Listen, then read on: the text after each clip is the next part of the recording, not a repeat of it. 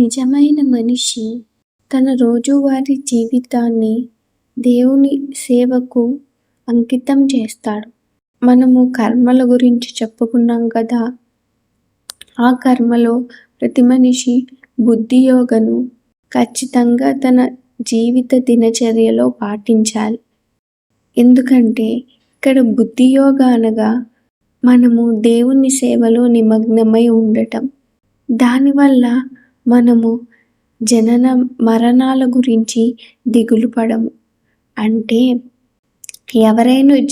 ఎవరైనాను జన్మించిన వారు ఖచ్చితంగా చావక తప్పదు. కాబట్టి మనం రోజు జరిగే వాటి కోసం ఎందుకు దిగులు పడటం? ఉదాహరణకు మనము ఈరోజు త్వరగా లేవాలని అనుకున్నా కొద్దిగా సమయానికి అనుకున్న సమయానికి కాకుండా లేట్గా లేచినా కూడా మనము దిగులు పడిపోతాం.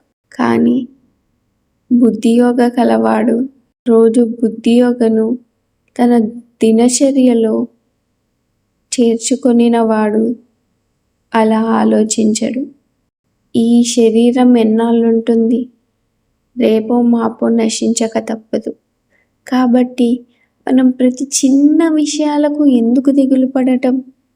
మన పెన్ను పక్కన వాళ్ళు తీసుకున్నా ఎప్పుడు ఇస్తారో అని దిగులు పడటం, లేదా నా బెడ్ మీద తను కూర్చుంది అని దిగులు పడటం.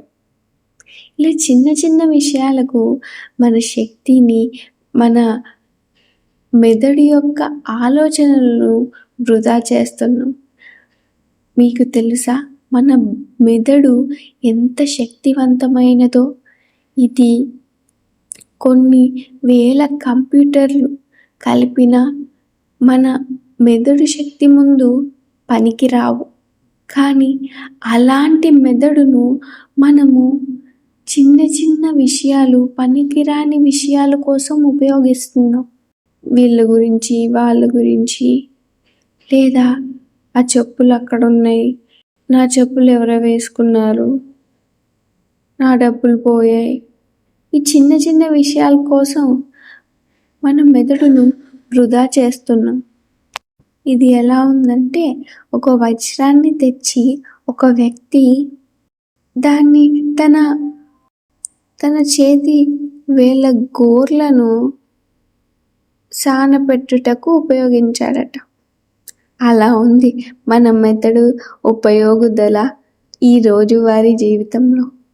అందుకే బుద్ధియోగ ద్వారా ఎప్పుడైతే మనము దేవుని సేవలో నిమగ్నమై ఉంటావో ఇలాంటి చింతలు మన దరికి చేరవు. మనసు ఎప్పుడూ ప్రశాంతంగా ఉంటుంది. దేన్నైనా ఎదుర్కోగలం. మరణం గురించి అస్సలు పట్టించుకోము. ఎప్పుడో వచ్చే దానికోసం దిగులు పడ్డం ఎందుకు? ఒకవేళ ఇప్పుడే వచ్చినా మనము ఆ చనిపోయే ముందు ఒక్క క్షణమైన మనశ్శాంతిగా ఉంటే ఎంత బాగుంటుంది. ఇవన్నీ వినడానికి బాగుంటాయి, చేస్తే కూడా ఎంత బాగుంటుందో చూడండి. ప్రశాంతంగా లేవండి, లేచి మీ పనులకు వెళ్ళండి. దేని గురించి పట్టించుకోకండి. ఎవరు మిమ్మల్ని విమర్శించినా అస్సలు పట్టించుకోకండి.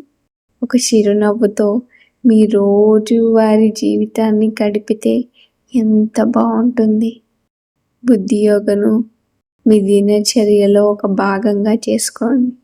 అప్పుడు మీరు అద్భుతమైన చేంజెస్ని మీ జీవితంలో చూస్తారు.